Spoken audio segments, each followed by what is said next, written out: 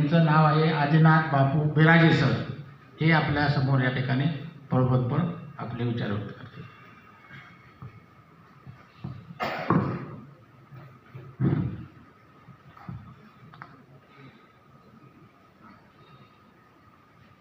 आजच्या या सामाजिक सलोखा बैठकीमध्ये उपस्थित विचारमंचावर वाईचे DYSP भालचंद साहेब, सांडभोर साहेब, आत्ताच ज्यांनी कायद्याविषयी आपल्याला माहिती दिली त्या घोलप मॅडम, आमच्यासोबत आलेल्या आणि ज्यांनी आपल्या पहिल्याच प्रबोधनातून आपल्यासमोर आपलं प्रबोधन का होणं गरजेचं आहे, आपल्याला राष्ट्र निर्माण करत असताना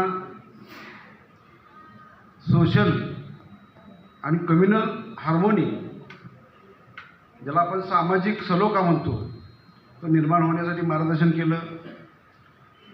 त्याचबरोबर आता जे सूत्रसंचालन करतायत सपकाळ साहेब, आणि या महाबळेश्वर पंचक्रोशीतील आपण सर्व समजदार, जागरूक, ज्ञानी नागरिक बंधू आणि भगिनींनो, खरं तर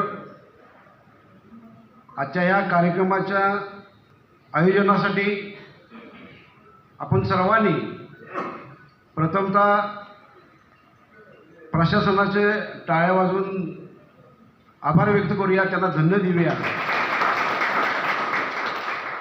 कारण पोलीस प्रशासन हा कार्यक्रम आयोजित करतंय. कार्यक्रम आयोजित करण्यापाठी मग निश्चित असा एक उद्देश आहे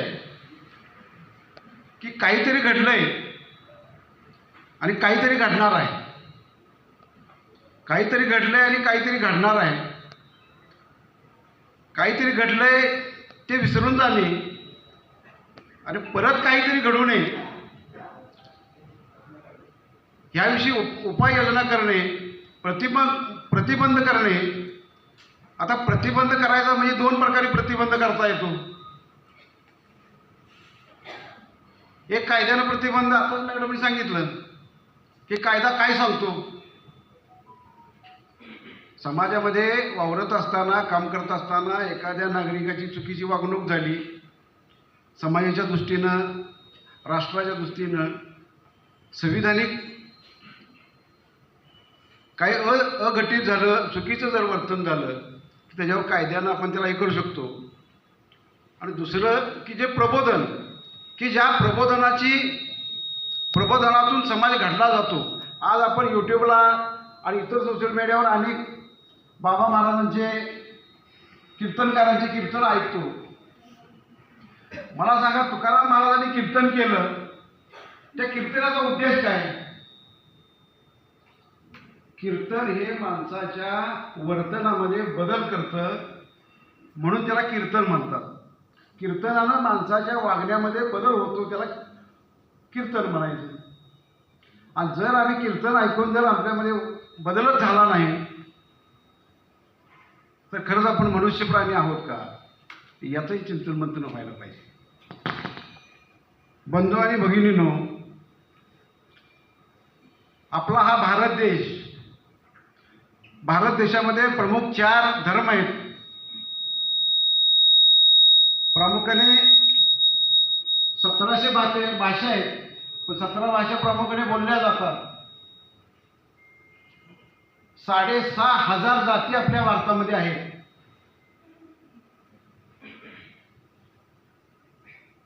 आपली आहार पद्धती वेगळी आहे प्रत्येक प्रदेशाची, प्रत्येक राज्याची.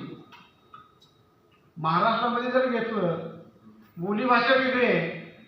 महाराष्ट्राचा जरी आपण विचार केला तर आपण पश्चिम महाराष्ट्रामध्ये, तुम्ही इकडं कोकणामध्ये राहणारी, पश्चिम महाराष्ट्रामध्ये राहणारी, विदर्भातील राहणारी, खानदेशात राहणारी, प्रत्येकाची बोलीभाषा वेगळी, आहार पद्धती वेगळी आहे. आपण सगळे वेगवेगळे आहोत, पण या देशाचे नागरिक आहोत. राष्ट्र म्हणजे काय, देश म्हणजे काय? आपण अशी एखादी गोष्ट बघितली का की हे हे ही राष्ट्र म्हणजे अशी एखादी मूर्ती आहे की हा राष्ट्र आहे. राष्ट्र म्हणजे काय? आपण प्रत्येक ह्या देशातला प्रत्येक व्यक्ती म्हणजे एक राष्ट्र आहे, लक्षात ठेवायचं. एका जरी व्यक्तीचं वर्तन जर चुकीचं झालं तर ते राष्ट्राच्या दृष्टीनं चुकीचं आहे, तिथं राष्ट्राला बाधा येणार आहे.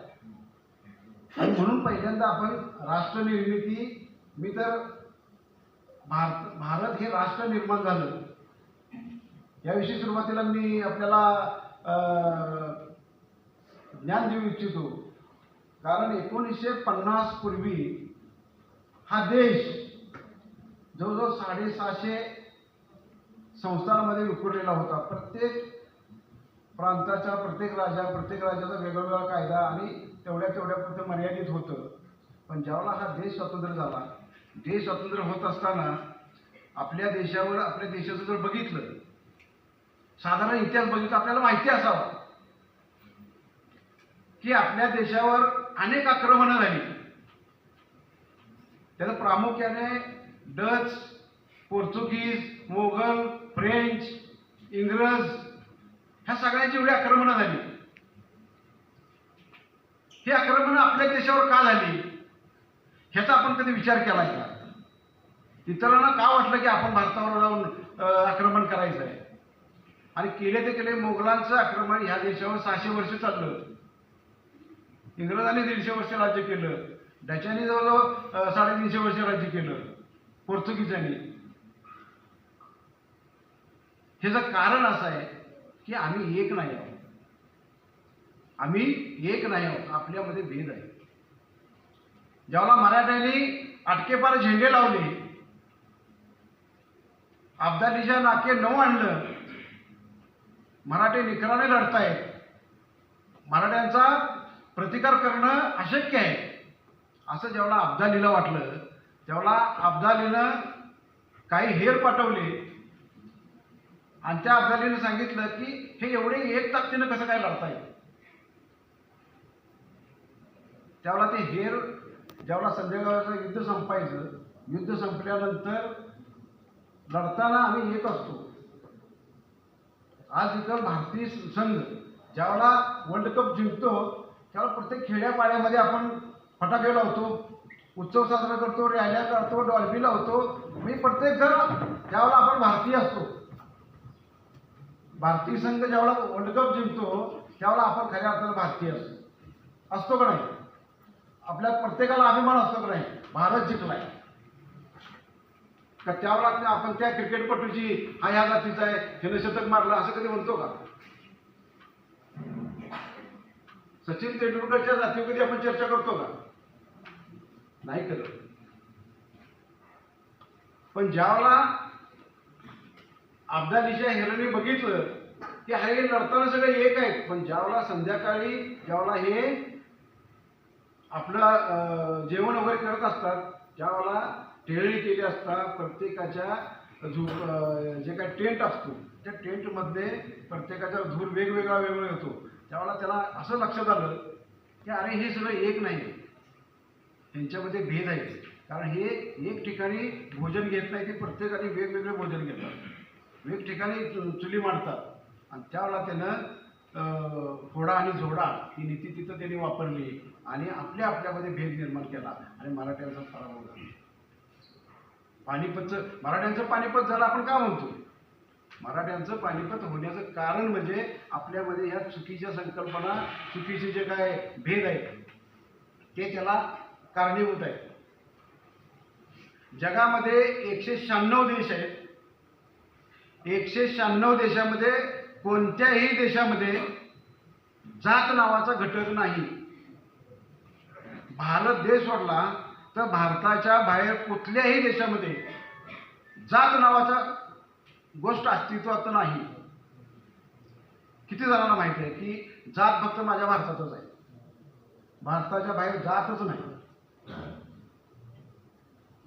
काय भारत एक संघ राहू शकतो का? सगळ्या महापुरुषांनी हा देश एक राहावा, समाजामध्ये स्वातंत्र्य, समता, बंधुता आणि न्याय प्रस्थापित व्हावं म्हणून भारतीय संविधान प्रियामलामध्ये वर्धित केलेलं आहे की हा देश जर टिकायचा असेल तर स्वातंत्र्य, समता, बंधुता आणि न्याय ही चतुर्सूत्री जी आहे ती याच्यावर हा देश निर्माण झाला पाहिजे. आणि समजा आपणच एखादी चुकीची वर्तन करत असो तर आपण कशाला बाधा आणतोय? आपण राष्ट्राला बाधा आणतोय.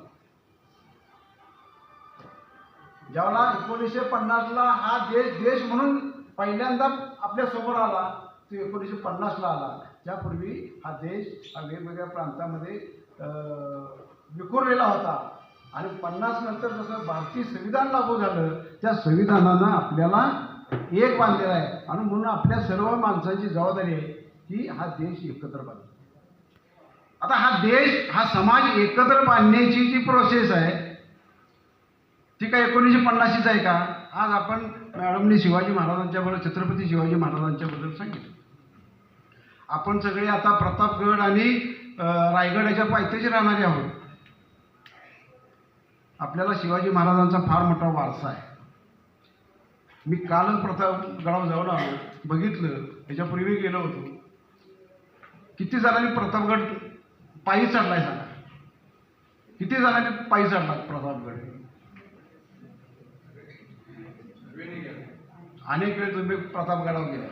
कधी अशी कल्पना केली का ज्या प्रतापगडावर त्यावेळेचा शिवाजी महाराजांचं महल असतील, तोफा असतील, हे सगळं अवघड साहित्य वर कसं गेलं? त्यातल्या इमारती कोणी बांधल्या? तोफा वर कोणी नेल्या? त्या बिल्डिंगी बांधल्या कोणी? बांधणारे कोण एका जातीचे होते का? सगळे मावळे होते.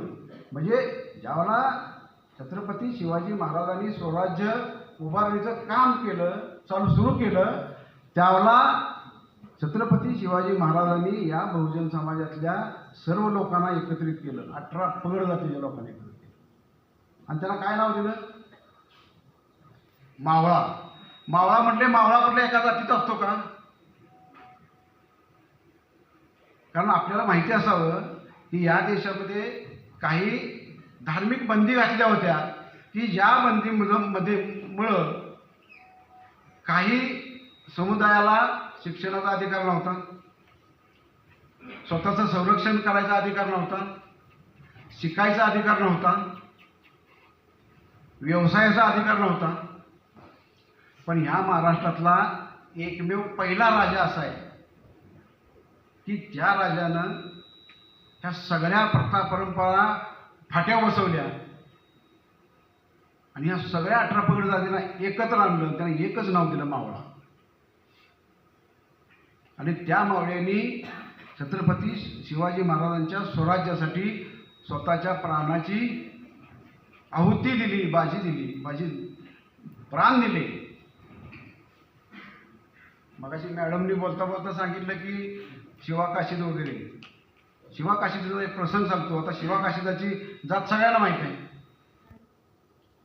कारण आपल्या देशामध्ये एखाद्याची जात जोपर्यंत कळत नाही तोपर्यंत आपण त्याला जाणूनच घेत नाही. पण शिवाजीचा मावळा शिवाकाशीद ज्यावेळेला पन्हाळ्याच्या वेढ्यातून छत्रपती शिवाजी महाराज सुटले त्यावेळेला शिवाकाशीद हे असं व्यक्तिमत्व होतं की शिवाजी महाराजांना झाकावं आणि शिवाकाशीदांना पाडावं. म्हणजे हाय असं दिसायचे. तंत दिसायला दोघं सेम होते. आता पन्हाळगडाच्या वेळेतून सुटायचं आहे तर काय करावं लागेल? तिने शिवाकाशीदांना बोलवलं. म्हणजे शिवा, तुला छत्रपती शिवाजी महाराज बनायचं आहे. शिवाकाशीदाला फक्त तुला छत्रपती शिवाजी महाराज बनायचं आहे असं म्हटल्यावरच अंगावर काटा उभं राहिलं की मला माझ्या हयातीतच छत्रपती शिवाजी महाराज बनायचा योग येतोय. तुला म्हणले शिवाजी महाराज बनून तुला सिद्धी जोहराच्या भेटीला जायचं आहे म्हणले. पण तिथं धोका आहे. जर तू छत्रपती शिवाजी महाराज खरा नाहीस किंवा असं जेव्हा त्याला वाटेल तेव्हा तुला तो मारून टाकणार, तुझा जीव धोक्यात आहे. त्यावेळेला शिवाकाशीद म्हणाले, महाराज लाख मेले तर चालतील पण लाखाचा पोशिंदा जगला पाहिजे. आणि शिवाकाशीद डोलीत बसून प्रति शिवाजी बनून भेटीला गेले. भेटीला गेल्यानंतर तिथं एक सैनिक होता. त्या सैनिकाला शंका आली की हे शिवाजी महाराज नाही. त्यांनी परीक्षा घ्यायची ठरवली की खरंच शिवाजी महाराज आहेत.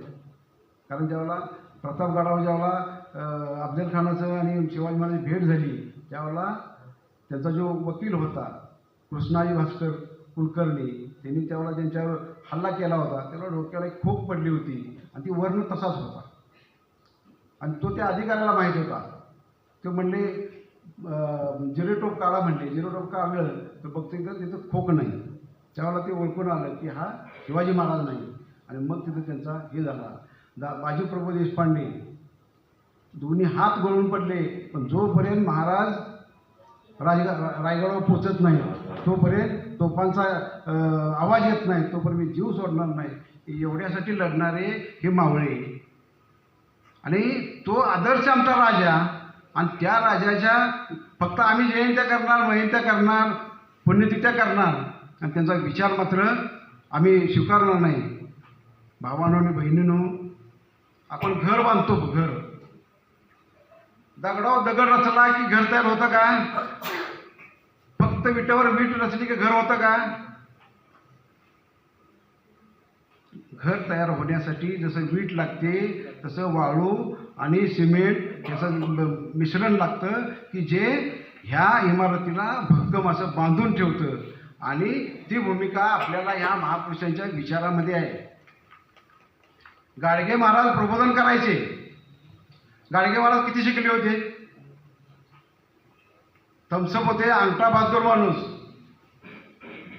पण संबंध महाराष्ट्रभर फिरले. महाराष्ट्रभर फिरून त्यांनी प्रत्येक देवळात जाणार, तिथं बसून तिथं देवळामध्ये सर्वसामान्य माणसाचं कसं शोषण होते याच्यावर ते प्रबोधन करायचे.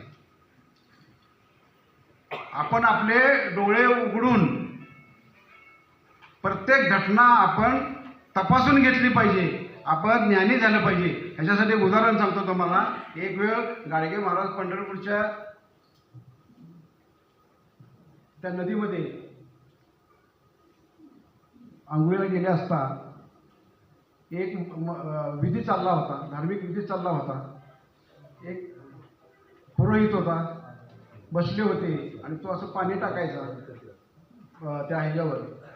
त्यावेळेला ते गाडगे महाराज सहज त्याला विचारलं की महाराज तुम्ही काय करताय? त्यावेळेला त्या पुरोहिताने सांगितलं की ह्यांचे वडील अमक्या अमक्या वर्षी मरण पावलेले आहेत.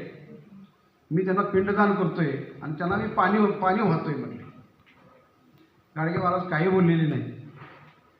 गाडगे महाराज तिथं साईडला गेले आणि त्या नदीतलं पाणी ते असं जोराजोरात बाहेर फेकायला लागले आणि ते पाणी मग त्यांच्या पूजेच्या ठिकाणी जावं लागलं.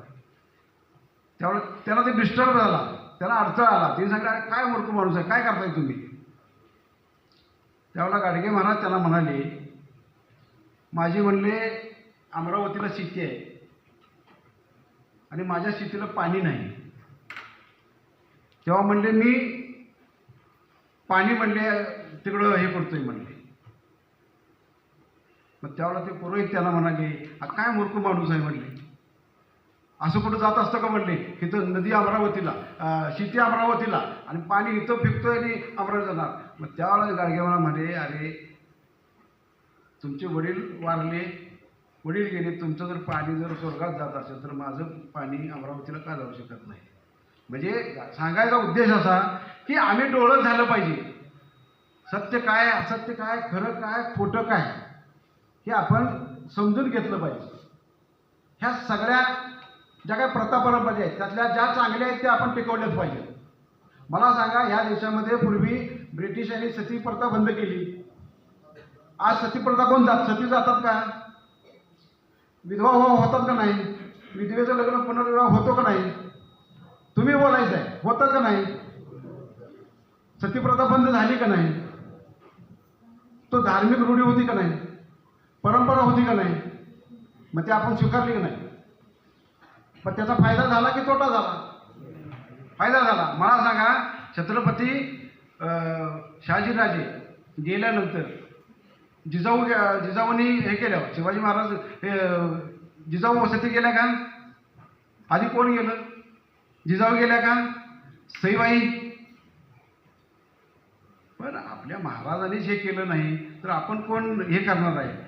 दुसरे राजे आहेत आपले, मगाशी मॅडमने अजून एक उल्लेख केला की कोल्हापूरचे शाहू महाराज असू देत, बडोद्याचे सयाजीराव महाराज असतील, विठ्ठलरामजी शिंदे असतील, हे सगळे मराठा बांधव.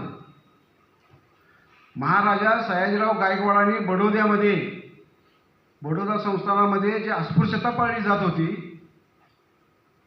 ती नष्ट व्हावी म्हणून त्यांनी 444 शाळा चालू केल्या. कारण समाज शिकला पाहिजे. महात्मा फुले काय म्हणाले? विद्येविना मित गेली, मतीविना मिती गेली, नीतीविना वित्त गेले. आणि वित्तामुळे सगळं अनर्थ झाला, सगळं नष्ट झालं. आणि जर खऱ्या अर्थानं समाज प्रबोधित व्हायचा असेल, ज्ञानी व्हायचा असेल, सत्सत विवेकबुद्धी त्यांच्यामध्ये जागृती व्हायची असेल तर समाज हा शिकला पाहिजे. सयाजीराव गायकवाडांनी 1890ला 444 एकूण शाळा काढल्या. त्या 444 पैकी 218 शाळा हा केवळ अस्पृश्य समजल्या जाणाऱ्या लोकांसाठी काढल्या. कोल्हापूरच्या शाहू महाराजांनी एकूण 29 शाळा काढल्या. त्याच्यामध्ये वेगवेगळ्या लोक त्यावेळेला म्हणायला लागली आमच्या शाळेमध्ये हे विद्यार्थी नको, ह्या जातीचे नको, त्या जाती नको. शाहू महाराजांनी बोर्डिंग प्रत्येक जातीसाठी वेगळं बोर्डिंग काढलं आणि या बोर्डिंग त्यांची राहायची व्यवस्था केली, शिकायची व्यवस्था केली. शाहू महाराजांचा असा उद्देश होता, आज जरी शिकताना जरी ते वेगवेगळे शिकत असले तर शिक्षणामुळं एक दिवस ह्या सगळ्यांना कळून जाईल की अरे हे जात वगैरे काही खरं नाही, माणूस ही एकच जात आहे, माणसाला जात नसते, जाती ह्या जनावरांमध्ये असतात. जसं आपण डुक्कर, गाढव, वेगवेगळे प्राणी जाती ह्या जनावरांमध्ये असतात, मनुष्य प्राण्यामध्ये नसतात. मनुष्य बघायचं आज कोरोनानं आम्हाला आमचं अस्तित्व सगळ्यांना ज्ञानी केलेलं आहे की आपण सोशल डिस्टन्स काय असतो, बहिष्कार काय असतो. बघितलंय ना, 6 महिने आम्ही तोंडाला मास्क लावून फिरलो, माणसासारखे माणूस आम्ही, पण आमच्या जवळ कोणी येत नव्हतं, आपल्याला कोणी जवळ घेत नव्हतं, आपण कुणाला जवळ घेत नसतो. आपण सोशल डिस्टन्स पाळलंय का नाही? ते काय असते ते आपण बघितलंय का नाही? कोरोनाच्या काळात अनेक जण वारले, कोण दवाखान्यात वारलं, कोण घरात वारलं. त्यांचा अंत्यविधी अक्षरशः मी साताऱ्यामध्ये बघितलं. आम्ही सामाजिक कार्यकर्ते असल्यामुळं आम्ही बघितलं, आम्ही स्वतःहून एका वेळेला 25-25 मृतदेह जाताना बघितले. ते मृतदेह वेगवेगळ्या जातीचे होते, तर कुठले एका जातीचे होते, वेगवेगळ्या जातीचे होते. पण तिथं जात आढावा आली नाही, कारण तिथं संस्कार करणं गरजेचं होतं. तिथं कुठलाही विधी नव्हता, आणायचं आणि जाळायचं, आणायचं आणि जाळायचं हाच विधी होता. त्यामुळं जर आपल्याला चांगलं राष्ट्र निर्माण करायचं असेल तर आपल्यामधल्या ज्या काय रूढी परंपरा आहेत ह्या आपण टाकणं गरजेचं आहे. हा भारत देश जर आज आम्ही म्हणतो की महासत्ता व्हायचा आहे, आज अमेरिका महासत्ता आहे. अहो 5,500 वर्षाची अमेरिका आज जगाला भारी आहे. आणि ज्या देशाचा इतिहास, आपल्या देशाचा 5,000 वर्षाचा इतिहास लिखित स्वरूपाचा आहे. अनेक महापुरुष देशासाठी लढलेले, झिजलेले, पण आज आपण त्यांचा विचार घेत नाही. आज आपल्याला शिवाजी महाराज आजच्याही परिस्थितीमध्ये आपल्याला जसे तसे लागू पडतात. आज आपल्याला शिवाजी महाराज घ्यायला पाहिजेत, संभाजी महाराज घ्यायला पाहिजेत. संभाजी महाराजांनी वयाच्या 16व्या वर्षी बुद्धभूषण, नखशिखात, नायिका भेद ही ग्रंथ लिहिलेले 16व्या वर्षी. ही संभाजी महाराज प्रतिभावान होते का नाही? वयाच्या 16व्या वर्षी संस्कृतमधला बुद्धभूषण नावाचा ग्रंथ लिहिला. डॉक्टर बाबासाहेब आंबेडकरांना परदेशामध्ये शिक्षणासाठी मदत कोणी केली? महाराजा सयाजीराव गायकवाडांनी स्कॉलरशिप दिली. बाबासाहेब आंबेडकर लंडनला शिकायला गेले. कोल्हापूरचे शाहू महाराज डॉक्टर बाबासाहेब आंबेडकर ज्यावेळेला 10वी पास झाले, एक अस्पृश्य जातीतला मुलगा मेरिटमध्ये येतोय, चांगला शिकतोय, 10वी पास होतोय, ही जेव्हा शाहू महाराजांना बातमी कळाली, कोल्हापूरमध्ये जाऊन अक्षरशः बाबासाहेब आंबेडकरांची कोल्हापूरच्या शाहू महाराजांनी कोल्हापुरामध्ये हत्तीवरनं साखर वाटून म्हणून मिरवणूक काढली. मग ते शाहू महाराज कोण होते बरं? तिने जात बघितली का? सयाजीराव गायकवाडांनी जात बघितली का? आपण जर एकमेकाची जात बघत बसलो, जातीनं जर आपण एकमेकाला लांब करत राहिलो, तर आपला समाजामध्ये कधी आदर्श समाज म्हणजे संविधानाला अभिप्रेत असलेली सामाजिक समता, बंधुता आणि न्याय निर्माण होऊ शकणार नाही. आज प्रशासन कारवाई करू शकलं असतं, कायद्याचा धाक दाखवून तुम्हाला हे केलं असतं, पण प्रशासन असं नाही. संविधानानंच हे सांगितलेलं आहे की लोकांना शहाणं करायचं. संत तुकाराम म्हणाले, जे का रांजले गांजले त्याशी धरावे त्याची आपले. म्हणजे जे का रांजले गांजले त्याच्यात बघा हो. ते म्हणले माझ्या मळ्यामध्ये असलेला मुळा असेल, भाज्या असेल, त्याच्यामध्ये विठ्ठल शोधा म्हणले. गोर गरिबांची सेवा करा, त्याच्यामध्ये विठ्ठल बघा म्हणले. आपण सर्व या ठिकाणी या सामाजिक सलोख्यासाठी उपस्थित राहिला. सामाजिक सलोखा निर्माण होणं हे राष्ट्राच्या दृष्टीनं, समाजाच्या दृष्टीनं, जिल्ह्याच्या दृष्टीनं, तालुक्याच्या दृष्टीनं आणि गावाच्या दृष्टीनं फार महत्त्वाचं असतं. आपण प्रबोधनाचे कार्यक्रम ऐकत चला, पुस्तकं चांगली चांगली वाटलं. आज ह्या प्रबोधनाच्या ह्याच्यामध्ये आपण बाळा ठाकरे सगळ्यांना माहीत आहे. शिवसेना प्रमुख हिंदू हृदय सम्राट बाळासाहेब ठाकरे सगळ्यांना माहीत आहे. पण त्यांचे वडील हे प्रबोधनकार ठाकरे यांची पुस्तकं वाचा. त्यांनी सामाजिक सलोख्याचीच सगळं लिखाण केलेलं आहे. ही समाजामध्ये ज्या काही अनिष्ट प्रथा आणि परंपरा निर्माण झाल्या त्या संपल्या पाहिजेत. आणि माणूस जसं आपण सुरुवातीला प्रार्थना घेतली, त्या प्रार्थनेमध्ये काय सांगितलं? आपण सर्व माणसं आहोत, माणसानं माणसाशी माणसासारखं वागावं, तर एक चांगला आदर्श गाव निर्माण होईल. आम्ही सामाजिक काम करत असताना कोरेगाव तालुक्यामध्ये पण असे काही प्रसंग निर्माण झाले होते. मी स्वतः तिथं 2-3 वर्ष स्वतः मी काम केलं त्या ठिकाणी. आज त्या गावामध्ये एवढा सामाजिक सलोखा आहे. शिवाजी महाराजांची जयंती असली की सगळा दलित समाज शिवाजी चौकात जातो, शिवाजी महाराज जयंती साजरी करतो. त्याच गावामध्ये दलित समाज एकदम अल्पसंख्याक आहे, कमी संख्या आहे. मराठा बांधव आमचे सगळे जातात आणि तिथं जाऊन बाबासाहेब आंबेडकरांची जयंती साजरी करतात. हे कधी झालं? प्रबोधनामुळे झालं.